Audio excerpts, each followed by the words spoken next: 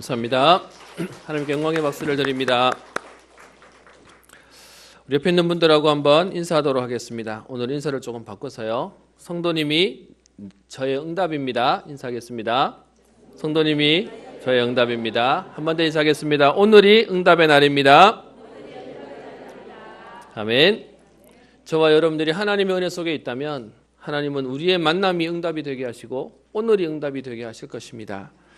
오늘도 우리 너무 좋은 날, 날씨가 너무 화창해가지고요. 제 방에 있는데 새벽에 조금 쌀쌀하다가 따스한 햇살이 들어오니까 이렇게 오늘 어디 가고 싶다라는 생각이 들더라고요.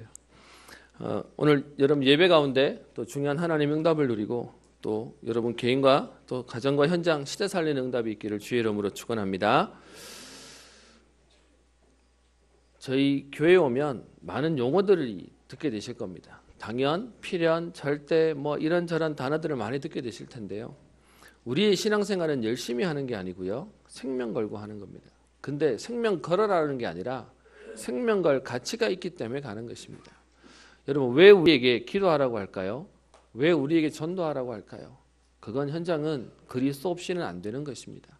아무리 성공한 사람도 아무리 능력 있는 사람도 그리스도 없이는 어느 날 오는 문제를 재앙을 막을 수 없기 때문에 그랬습니다. 그들에게 이 복음을 말할 수밖에 없도록 우리에게 전도하라고 얘기하고요. 그리고 우리에게 그 전도의 하나님 문을 열어주시도록 기도하라라고 얘기하고 있습니다. 그러면 우리에게 기도를 해야 되는 것보다 더 분명한 건 뭐냐 하면 기도할 수밖에 없는 이유를 찾는 겁니다. 전도하는 것보다 더 중요한 건 전도해야 되는 이유를 아는 것입니다. 그래서요, 저와 여러분들이 이 전도와 또 기도에 대한 우리의 생각, 오해부터 좀 바뀌어야 되겠습니다. 많은 분들이 얘기합니다. 기도 응답은 아무나 받는 게 아니야. 전도는 아무나 하는 게 아니야. 그건 타고나야 되는 거야. 특별한 사람만 하는 거야. 특별한 은혜와 은사를 받은 사람이 하는 거야. 그냥 나는 교회 다니고 예배 드리고 그냥 내 은혜만 받으면 되는 거야. 많은 사람들이 그렇게 생각합니다. 여러분 근데 말씀드렸다시피 모든 사람은 하나님의 은혜가 없이는 살 수가 없는 겁니다. 그 하나님의 은혜를 받는 통로로 우리에게 기도의 축복을 말씀하시고 그리고요 우리에게 그 기도의 비밀을 알려줄 전도의 축복을 우리에게 말씀하고 계시는 것입니다. 여러분 그게 하나님의 방법이 맞다면 기도는 특별히 누군가만 하는 게 아니고요. 기도는 은사받은 사람이 전도는 은사받은 누군가만 하는 게 아니라 모든 사람이 하는 겁니다. 좀 쉽게 얘기해 보겠습니다. 여러분 머리가 나쁘면 애를 못 낳습니까?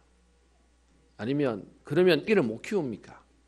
좀 나쁘게 표현해 보겠습니다. 좀 표현이 그냥 용서하시고 만약에 너는 머리가 나쁘니까 결혼도 하지 마. 넌 결혼도 못해. 여러분 그건 말이 안 되는 거지 않습니까? 그러면요 우리가 예수 믿고 우리가 구원받아서 신앙생활 하면서요 우리에게 기도 응답이 없다라는 것은 이상해야 되는 겁니다.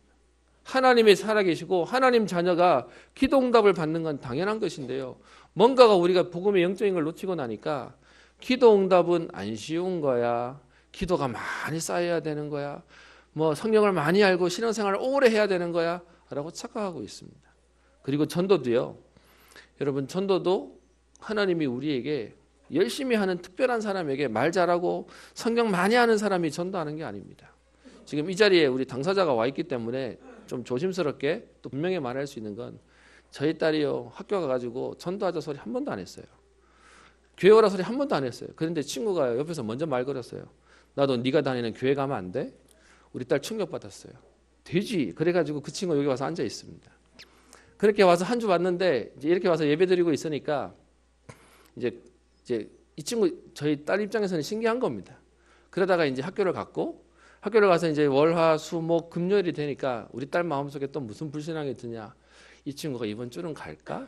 그래서 걔한테 또 물었답니다. 이번 주도 교회 올 거야? 그랬더니 이 친구가 뭐라 그랬겠습니까? 당연히 갈 건데? 라고 해서 또 충격받아 버렸어요. 지금 그 현장은 우리 지금 증인이 와서 앉아 있습니다. 우리 딸도 놀랬고요. 그리고 하나님이 그렇게 사람을 붙이는 겁니다. 여러분 전도는요. 특별한 능력을 가진 사람이 기도응답은 특별한 사람이 하는 게 아니라 하나님이 하시는 겁니다. 그러면 오늘 우리가 이 비밀을 안다면 우리에게는 기도와 전도에 대한 오해부터 바뀌어야 되는 겁니다. 아니면 또 다른 사람은 이런 것도 있습니다. 어차피 기도응답은 하나님이 우리가 기도 열심히 한다고 응답받는 게 아니고 우리가 전도를 막 한다고 하는 게 아니라 하나님 문 열어주셔야 되는 거니까 그건 하나님 하시는 거지 뭐. 그 우리가 애써도 소용없는 거야 라고 약간 방관하시는 분들도 계십니다. 여러분 우리가 능력 없다고 안 된다고 포기하는 거나 또 이건 하나님 일이기 때문에 우리가 관여할 수 없는 거야 라고 포기하는 거나 그게 하나님 방법이겠습니까? 그래서 오늘 여러분들에게 전도와 선교에 대한 또 기도에 대한 부분을 좀 말씀드리려고 합니다. 우리가 먼저 하나님 마음을 알아야 되겠습니다. 에스겔서 18장 23절에 이렇게 얘기합니다. 그 앞에 있는 21절부터 이렇게 표현하는데요. 그러나 악인이 만일 그가 행한 모든 죄에서 돌이켰다나 내 모든 율례를 지키고 정의와 공의를 행하면 반드시 살고 죽지 아니할 것이라. 그 범죄한 것이 하나도 기억함이 되지 아니하리니 그가 행한 공의로 살리라. 그러면서 23절에 이렇게 표현합니다. 주 여호와의 말씀이니라. 내가 어찌 악인이 죽는 것을 조금인들 기뻐하랴. 그가 돌이켜 그 길에서 떠나 사는 것을 어찌 기뻐하지 아니하겠느냐라고 얘기합니다. 여러분 악인이 망하는 걸 너는 악인이니까 너는 망해야 돼. 그래서 죽는 걸 당연하게 하나님 여기실 것 같습니까? 여러분 그래서 우리 현장에서 전도 잘해야 돼요. 예수 믿으면 천국, 안 믿으면 지옥인데 여러분 여기서 말하는 건 안 믿으면 지옥을 강조하려는 게 아니라 예수 믿으면 구원받습니다를 강조해야 되는데 이게 뉘앙스가 이상해져 가지고요. 사람을 공격하는 메시지가 돼버렸어요. 당신 안 믿으면 지옥 가요. 아니면 벌 받아요 라고 하니까 불신자들이 이걸 거부하는 겁니다. 오늘 말씀 속에 분명히 하나님 얘기하시죠. 악인이 망하는 걸 하나님 원치 않으신대요. 베드로서 3장 9절에 이렇게 표현합니다. 주의 약속은 어떤 이들이 더디다고 생각하는 것 같이 더딘 것이 아니라 오직 주께서는 너희를 대하여 오래 참으사 아무도 멸망하지 아니하고 다 회개하기에 이르기를 원하시느니라 라고 말씀하고 있습니다. 하나님이 왜 지금도요 우리에게 역사를 우리가 잘못하면 바로 벌받아야 되는데 하나님이 우리에게 기다리시냐. 모든 사람이 구원받도록요. 하나님이 앞에 아무도 멸망하지 않도록 하나님 기다리고 계시는 것입니다. 그래서 그 일을 놓고 우리는 뭐 하는 것이죠? 그 일을 놓고 기도하는 겁니다. 그 일을 놓고 우리는요 전도하는 겁니다. 하나님이 그걸 원하시기 때문에 그래서 우리는 그 당연한 또 필연적인 그 하나님이 절대적으로 원하시는 그 일 속에 들어가시는 겁니다. 그래서 우리에게는 분명히 알아야 됩니다. 기도 응답은 하나님이 우리에게 주시는 겁니다. 그래서 진짜 응답 중에 응답은 우리가 기도하지 않고 하나님이 먼저 주시는 응답을 받는 겁니다. 그럼에도 불구하고 하나님 우리에게 기도하라고 말씀하세요. 에스겔 36장 37절 8절에 얘기합니다. 주 여호와께서 이같이 말씀하셨느니라. 그래도 이스라엘 족속이 이같이 자기들에게 이루어 주기를 내게 구하여야 할지라 라고 얘기합니다. 하나님의 계획이 분명히 정해져 있어요. 그럼에도 불구하고요 우리에게 뭐라고 얘기하냐? 구하여야 우리에게 응답으로 주시겠다라고 얘기합니다. 여러분 우리의 자녀들이 우리 부모님이 우리를 위해 사랑하고 우리를 위해 죽을 수 있는지 알기 때문에요. 그래 뭐 말 안 해도 알아서 밥 주겠지. 아래서 다 알아서 해주겠지. 그리고 입 다물고 산다. 정상 아니지 않습니까? 마찬가지로요 하나님의 자녀가 하나님이 하시는 게 맞지만 그 하나님이 하시는 걸 인정하고 우리는 뭐 하는 거냐? 하나님 앞에 기도하는 겁니다. 그래서 우리에게 기도에 대한 분명한 건 우리가 열심히 기도했으니까 하나님 응답하신다? 그거 아닙니다. 하나님의 뜻이 하나님의 시간표에 하나님의 계획대로 이루어지는 겁니다. 그 일을 놓고요 우리는 기도하는 것입니다. 하나님이 정확하게 응답하시도록. 그리고요 전도는요 하나님 문을 여셔야 되는 거예요. 말을 잘한다고 되는 게 아니고요.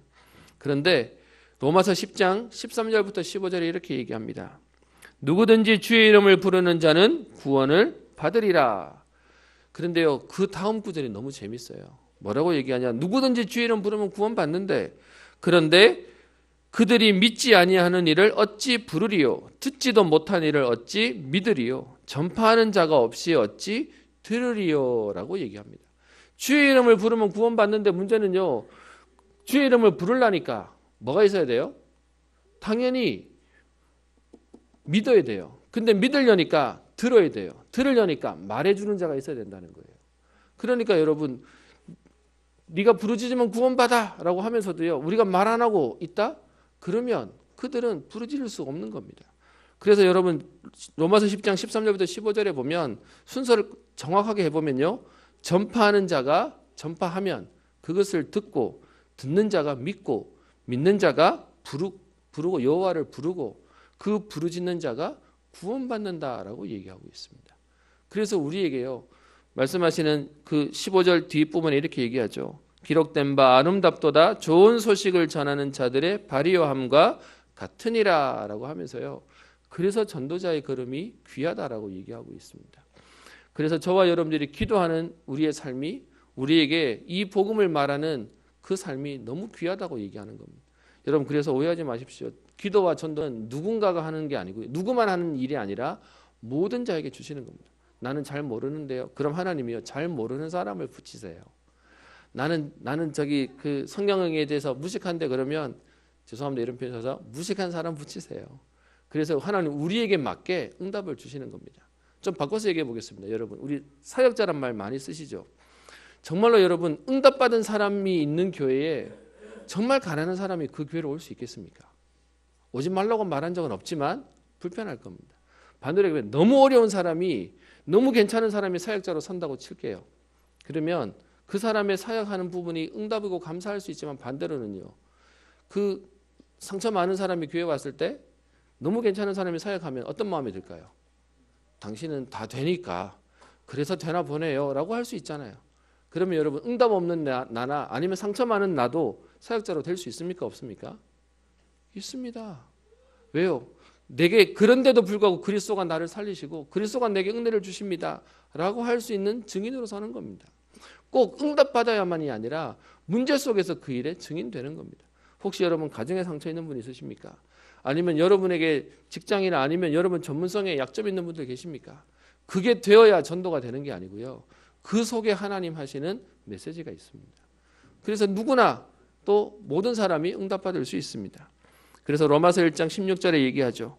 내가 복음을 부끄러워하지 아니하노니 이 복음은 모든 믿는 자들에게 구원을 주시는 하나님의 능력이 됨이라 라고 얘기합니다. 응답받은 사람에게만 지금 능력이 아니고요, 모든 사람에게 그리스도 이름이 우리에게 능력이 된다라고 얘기합니다. 그래서 오직 의인은 믿음으로 말미암아 삶과 살리라 함과 같을 것이고, 고린도서 1장 18절에는 십자가의 도가 멸망하는 자들에게는 미련하는 것이요 구원을 받는 우리에게는 하나님의 능력이라. 그래서 21절에 얘기합니다. 하나님의 지혜에 있어서는 이 세상이 자기 지혜로 하나님을 알지 못하므로 하나님께서 전도에 미련한 것으로 믿는 자들을 구원하시기를 기뻐하셨도다. 저는 이 말씀 처음 들을 때 전도에 미련한 것, 전도가 미련해 보이는 걸 바울도 알았구나. 그런데 하나님이 이 방법 가지고 현장을 살리고 사람을 살리는 거구나, 그걸 알게 되었습니다. 오늘도 저와 여러분들의 걸음 가운데 우리에게 그래서 하나님은 기도 응답을 받아라가 아니라 주시겠다는 겁니다. 왜요? 우리 가정 살려야 되니까요. 우리 가족 살려야 되고 후대 살려야 되고 우리 지역 살리고 미래 살려야 되기 때문에 그렇습니다.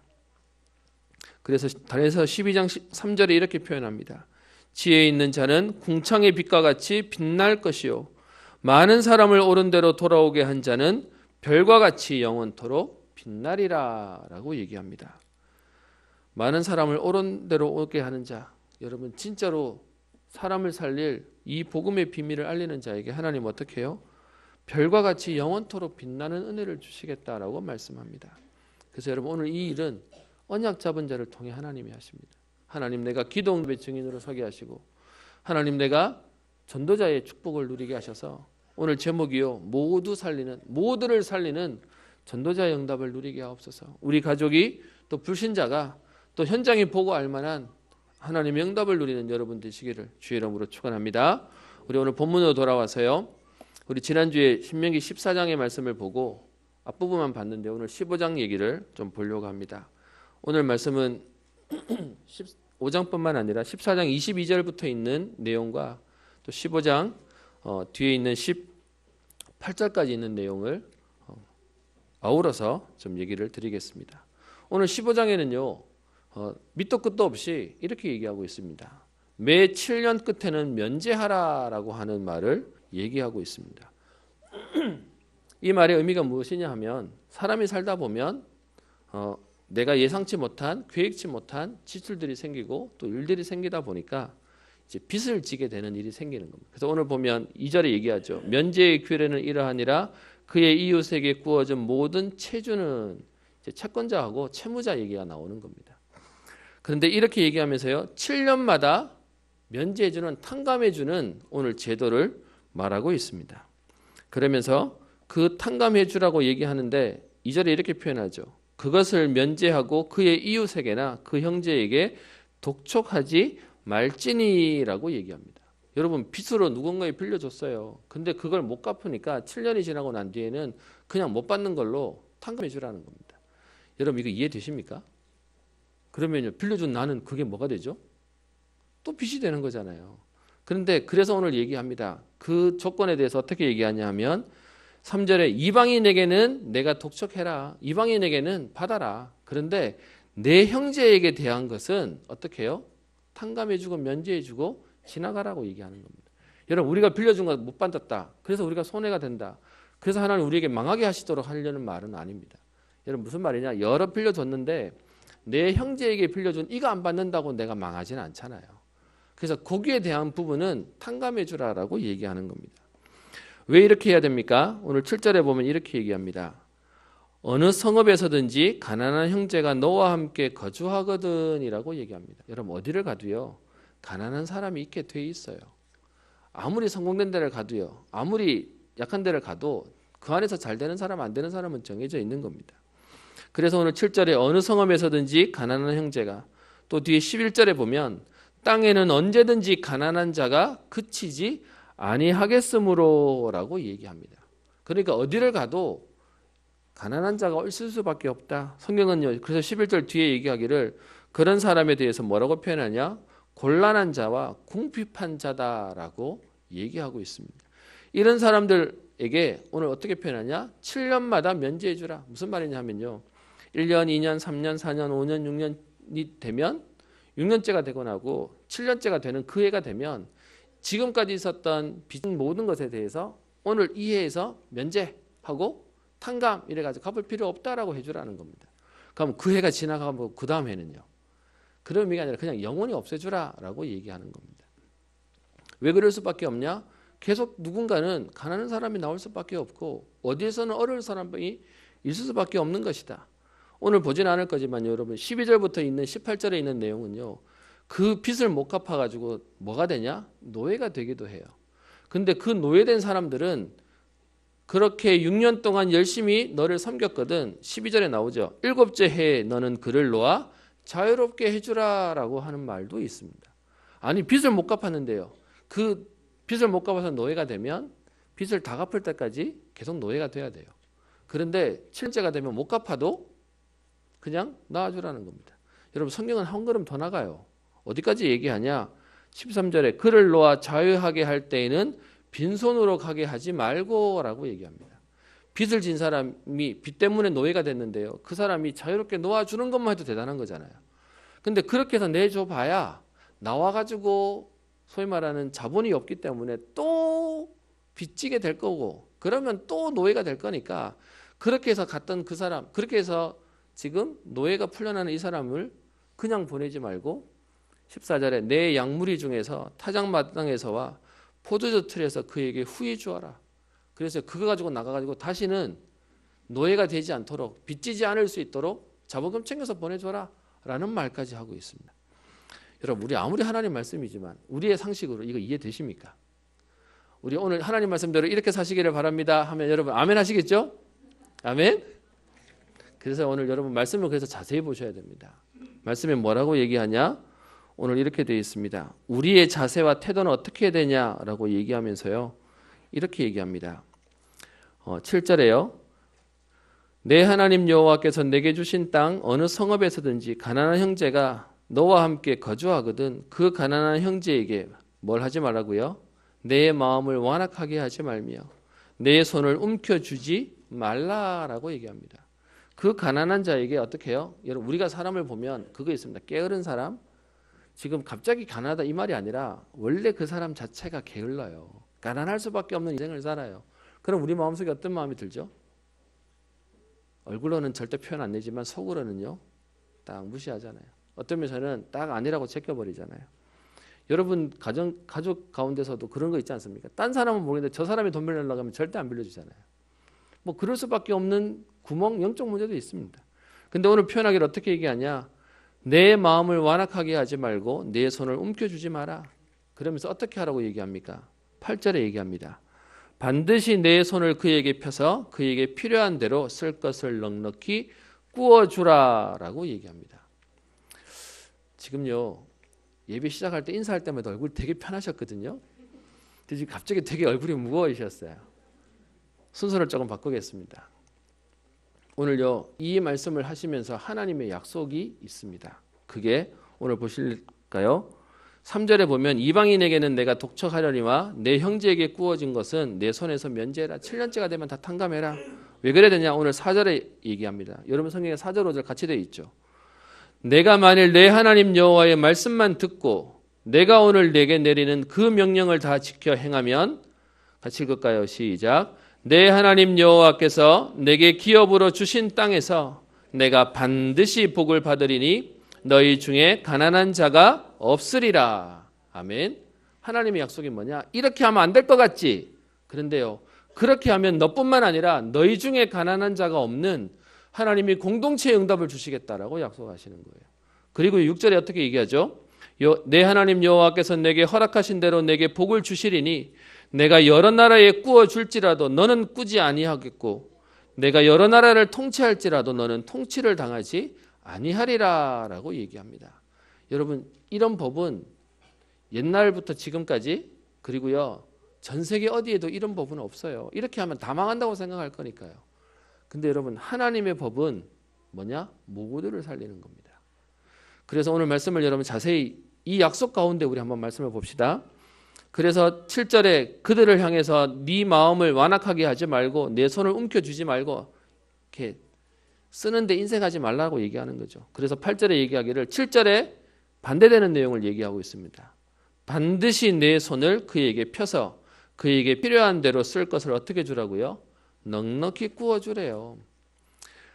그러면서 9절에 또 얘기합니다. 너는 삼가 마음에 악한 생각을 품지 말라. 그래서 내 궁핍한 형제를 악한 눈으로 바라보며 아무것도 주지 않도록 하지 마라. 거기에 대한 반대말이 10절에 있죠. 너는 반드시 그에게 줄 것이요 줄 때에는 아끼는 마음을 품지 말 것이라 라고 합니다. 그럼 하나님 어떻게 하시겠다고요? 이로 말미암아 10절 뒤에 있죠. 같이 읽어볼까요? 시작. 내 하나님 여호와께서 내가 하는 모든 일과 내 손이 닿는 모든 일에 내게 복을 주시리라. 아멘. 오늘 여러분 이 말씀을 제가 이렇게 보면서요, 뭔지 알겠는데 조금 원어를 찾고 또 자세히 봤습니다. 이 말이 뭐냐 하니까 하나님이 얼마나 디테일한지 우리의 꾀를 너무 잘 아세요. 무슨 말이냐? 지금 1년, 2년, 3년, 4년, 5년, 6년 하고 7년째는 면제해 주라고 얘기를 하니까 사실 이거 지키는 것도 어렵지만 하나님의 백성이 이거 안 지키고 살 수 없잖아요. 문제는 지키고 사는데 흉내만 내는 거죠. 그게 무슨 일이 생기냐? 이제 누군가의 돈을 빌려줬어요. 그런데 첫 번째 해는 기다려요. 언젠가는 갚을 거니까. 갚겠지 해서 1년, 2년, 3년, 4년, 5년, 6년이 지나는데 문제는 만약에 지금처럼 내년이 이제 2019년이 면제해라고 치면 지금 10월 달이에요. 그럼 우리 마음속 계산이 뭐가 될까요? 몇 달에 못 받으면 이거 못 받겠네? 그럼 뭔 마음이 들까요? 독촉하는 거죠. 빨리 줘 하는 그 말에 독촉하지 말라는 말을 오늘 2절에서 쓰고 있는 거예요. 그 7년이 면제해가 될 건데 우리 계산에 야 이거 받아야 되겠다. 그래서 그때는 하나님이 받지 말라고 했으니까 12월 31일까지만 받으면 되잖아요. 그래서 막 달라고 하는 그거 하지 마라고 얘기하는 거예요. 그게 2절의 얘기고요. 그 뒤에 나오는 뒤에요. 9절에 보면 그 다음 얘기는 뭐냐? 여러분 또 반대로요. 9절 전에 우리 7절부터 먼저 보겠습니다. 여러분 1년, 2년, 3년, 4년이 지나는데 만약 지금처럼 오늘 이제 10월, 오늘이 10월 14일이죠. 10월 달쯤 됐는데 내년에는 이제 면제돼가는 해인데 10월 달에 하필이면요. 와서 돈 빌려달래요. 그럼 여러분 지금 돈 빌려달라고 얘기하면 이제 2달 뒤면 못 받아요. 그러면 와서 도와달라고 얘기하는 그 말을 들을 때 우리 계산은 뭘까요? 차라리 1년 뒤에 빌려달라 그러지. 그러면 다시 6년 동안 받을 계산이 되는 거잖아요. 그러니까 지금 면제해가 다가온다고 몇 달 안 남았는데 달라고 하는 거기에 인색한 마음으로 오늘 7절에 얘기하는 네 마음을 완악하게 하지 말며 이거 줬다가 분명히 이건 떼일 건데 이거 몇 달 안에 분명히 못 갚을 건데 그래서 안 줘야 되겠다라고 하는 거기에 어떻게 얘기하죠? 반드시 내 손을 펴서 그에게 필요한 대로 줘라라고 얘기하는 겁니다. 그것뿐만 아니라 오늘 9절에 보시면 또 얘기하고 있죠. 일곱째 해 면제년이 가까이 왔다 하고 내 궁핍한 형제를 악한 눈으로 바라보면서 어떻게 해요? 빌려주지도 않을 뿐만 아니라 그 형제를 보면서 이제 그때가 가까워 오니까 야 이거는 분명히 못 받을 돈이니 모른 체 해야 되겠다라고 하는 일을 하지 마라라고 합니다. 오늘 성경 어디까지 얘기하는지 아십니까?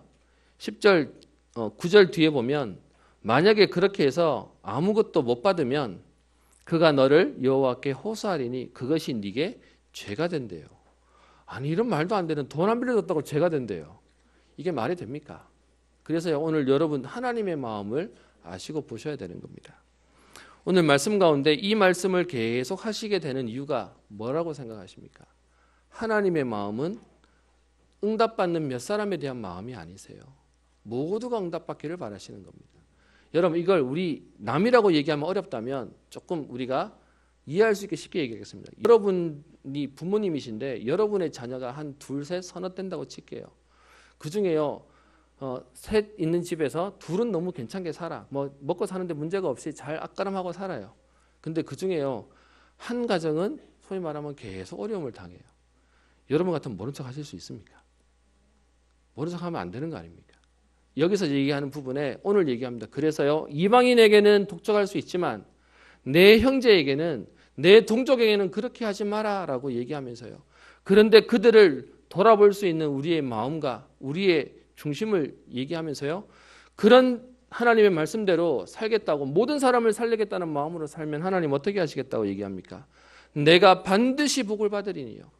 오늘 말씀 속에 빌려줄 때는 어떻게 얘기하냐? 여러분 보세요. 8절에도 반드시 10절에도 반드시 11절에도 반드시 빌려주래요. 그것도 넉넉하게 주래요.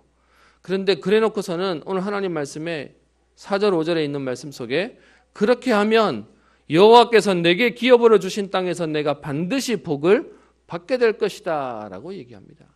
그래서요 너뿐만 아니라 너희 중에 가난한 자가 없는 모두가 응답받는 은혜를 주시겠다라고 말씀하시는 것입니다. 여러분 제가 오늘 이 말씀을 15장을 여러분과 읽었는데 왜 14장부터 연결되어진다라고 얘기하냐면요. 여러분 앞에 있는 14장도 그 얘기예요. 14장에 22절부터 있는 내용이 11조 얘기를 꺼내고 있습니다. 제가 헌금 얘기 앞으로도 잘 안 할 겁니다. 근데 오늘 본문이니까 잠깐 설명하고 지나가려고 얘기합니다. 여러분 지금은 우리가 월급을 받으니까 월 11조를 내지만 이때는 농사를 짓는 때니까 이제 1년에 한 번 하는 11조를 얘기하는 겁니다. 여러분 11조 솔직히 부담되시고 아까우시죠? 그런 분들도 많으실 거라고 생각합니다. 그런데 오늘 11조의 원리를 뭐라고 설명하냐? 26절을 보세요. 14장 26절. 22절에 11조를 드려라라고 얘기하고 23절에 내 하나님 여호와 앞에서 그것을 두는데 26절에 내 마음에 원하는 모든 것을 그 돈으로 사되 소나 양이나 포도주나 독주나 내 마음에 원하는 모든 것을 구하고 거기 내 하나님 여호와 앞에서 너와 내 권속이 함께 먹고 즐거워하기 위해서 11조를 내라는 겁니다. 무슨 말인지 이해되십니까? 내가 내는 거 가지고 내가 하나님 내게 주신 풍요를 가지고 내어서 모든 사람들이 그것을 먹고 마시고 즐길 수 있도록 하게 하시겠다라고 얘기하는 겁니다. 그래서 여러분 이 응답 가운데 뒤에 28절에도 얘기하고 있죠. 매 3년 끝에는 저축해라. 그거 가지고 뭐 하라고요? 29절에 내 성중에 거류하는 레위인이나 객이나 고아와 과부들이 와서 먹고 배부르게 하기 위해서 하라는 겁니다. 여러분 그러면 교회는 풍성할수록 하나님이 주시는 응답이 뭐죠? 그 응답 가지고 모두 나누라는 겁니다. 그게 하나님이 모두를 살리는 응답의 비밀이세요. 그게 하나님이 하게 하시는 축복의 방법이십니다. 그렇게 해서 하나님이 우리에게 응답을 주신다면 여러분에게 여쭤보겠습니다. 오늘 이 말씀 가운데 우리에게 하고 있는 그래서 그 사람을 도우라라고 얘기하는데요. 그러면 만약에 어떤 사람은 만약에 그냥 1억이 연봉이라고 칠게요. 1억을 벌었는데 그 사람이 쓰는 돈은 한 8천만 원쯤 쓰고 2천만 원 정도 남았다고 칠게요. 그 2천만 원은 뭐 하라는 돈입니까? 다른 사람을 도우라는 돈이에요. 그러면 우리에게 얘기했습니다. 저희 교회 예산이 만약에 3억이라고 칠게요. 정확한 건 공개할 수 없습니다. 나중에 여러분 인터넷에 들어가기 때문에. 근데 저희 교회 만약에 예산이 3억이라고 치는데 저희 교회가 1년 집행했더니 2억 5천을 썼어요. 그럼 여러분 우린 잘 산 거잖아요. 근데 사실은 그 5천만 원을 남겨야 될 이유가 있습니까? 아니요. 사실 그거 가지고 뭐 하라는 얘기죠? 전도하고 선교하라는 거예요. 그거 가지고 사람을 살리라는 거예요. 그러기 위해서 하나님이 부어주시겠다라고 얘기하는 겁니다. 그게 우리에게 맞다면 저는 여러분에게 감히 얘기합니다. 하나님이 우리에게 진짜 사람 살리겠다, 전도하겠다, 선교하겠다, 237개 나라와 다민족 살리겠다고 하면 하나님 어떻게 하시겠죠? 축복하시겠죠. 그게 우리에게 이유가 되는 겁니다. 그러면 지금 저희는 아직 빚이 있기 때문에 빚을 갚고 있습니다. 사실 저희는 감사하게도 작년하고 1년 6개월 만에 저희는 1억 5천 가까이를 갚는 하나님 은혜를 주셨습니다. 그래서 지금 사실 빚도 얼마 안 남았어요. 그게 저에게 축복이에요. 근데 제게 진짜 고민은 뭐냐 하면 빚 다 갚고 난 뒤에 하나님 주시는 응답을 가지고 어디에 어떻게 쓰지가 제 기도 제목입니다. 그러면 우리가 정말 230개 나라 살리겠다고 기도하고 여러분들이 그 하나님 앞에서의 응답들을 사신다면 그거 살릴 물질들을 하나님 계속 주시겠죠. 그럼 그거 가지고요 우리는 전도하는 데 쓰고요, 해외 선교하는 데 쓰고요, 해외 중요한 사역자분들이 또 건축하는데 또 사람을 살리는데 우리는 거기에 헌금하는 것입니다. 오늘 말씀이 그 얘기를 말하고 있는 거예요. 왜 면제해야 되냐? 그거 못 받는다고 우리가 죽지 않아요. 그런데 그거 가지고 하나님 어떻게 하라고요? 사람을 살리고 현장을 살리는 응답을 말씀하고 계시는 것입니다. 여러분 이게 우리에게 언약으로 붙잡혀진다면 오늘 말씀 속에 얘기하는 것처럼 반드시 내가 복을 받을 것이다. 너희 중에 가난한 자가 없을 것이며 네게 복을 주어서 여러 나라에 꾸어줄지라도 너는 꾸이지 아니하고 또 여러 나라를 통치할지라도 너는 통치를 당하지 않게 될 것이다. 10절에 얘기하는 내가 하는 모든 일과 내 손이 닿는 모든 일에 하나님은 복을 주실 것이다 라고 말씀하고 있습니다. 그래서요 오늘 제목을 모두를 살리는 전도자라고 얘기했습니다. 여러분 단순히 이건 누구를 구제해 주라는 말로 들리십니까? 하나님의 마음이 한 사람도 잃어버리지 않기를 원하시는 겁니다. 그 하나님이 지금도요 우리와 여러분들의 모든 형편과 우리 안에 있는 어려움 당한 사람들 모두를 살리라고 말씀하시는 것입니다. 사람을 살리는 가장 중요한 축복은 사실은요 영혼이 살아나는 겁니다. 여러분 그 우리가 매번 듣는 말씀 가운데 그 얘기하죠. 저 역전에 있는 거지들을 데려다가 먹이는 건 참 잘하고 좋은 겁니다. 근데 문제는요 그렇게 먹여봐야 계속 얻어먹는 사람 인생밖에 안 돼요. 진짜로 우리가 그들을 살리는 건 뭐죠?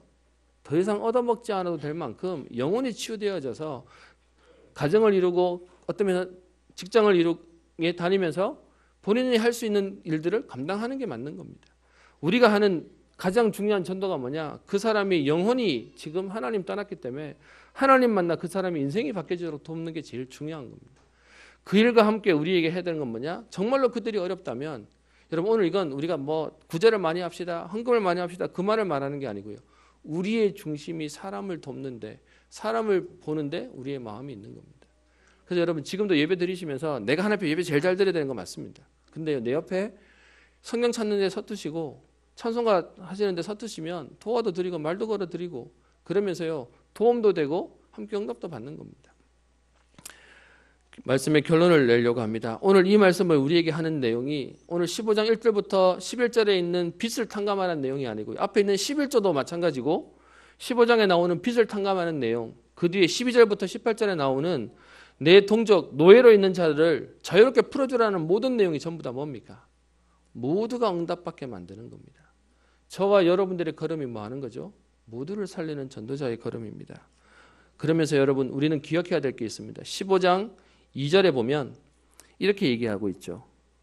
그의 이웃이나 그 형제에게 독촉하지 말지니 독촉하지 말라고 하면서요. 오늘 쓰고 있는 단어가 있습니다. 무엇을 위해서요? 이는 여호와를 위하여라고 되어 있습니다. 무슨 말입니까? 하나님이 저와 여러분들의 모든 운명과 저주를 끝내시고 우리를 살리셨습니다. 그 살리신 하나님이 내가 은혜 받고 나니까 나는 살았는데 나를 어렵게 하는 사람을 죽여버려요? 그게 틀렸다는 얘기를 말하는 거죠. 그래서 여러분 예수님도 실제로 비유를 드셨지 않습니까? 1만 달란트 1만 데나리온 빚진 자가 1만 달란트 빚진 자가 100 데나리온 빚진 자를 보면서 자기는 탕감받았는데 그거 안 한다고 종을 때리고 치니까 그 종이 그 탕감 있는 사람이 불러다가 악하다고 얘기하면서 그 감옥에 집어넣는 내용이 우리 성경 속에 있습니다. 저와 여러분들에게 우리가 왜 사람을 살려야 되냐? 우리가 죽었던 우리가 하나님대로 살게 됐어요. 그래서요, 이 복음의 은혜 속에 지금도 저 사람도 복음 받으면 살 건데 저 사람에도 이 복음이 필요해서 살아나는 응답이 필요한데 그게 우리의 중심이 된다고 얘기하는 겁니다.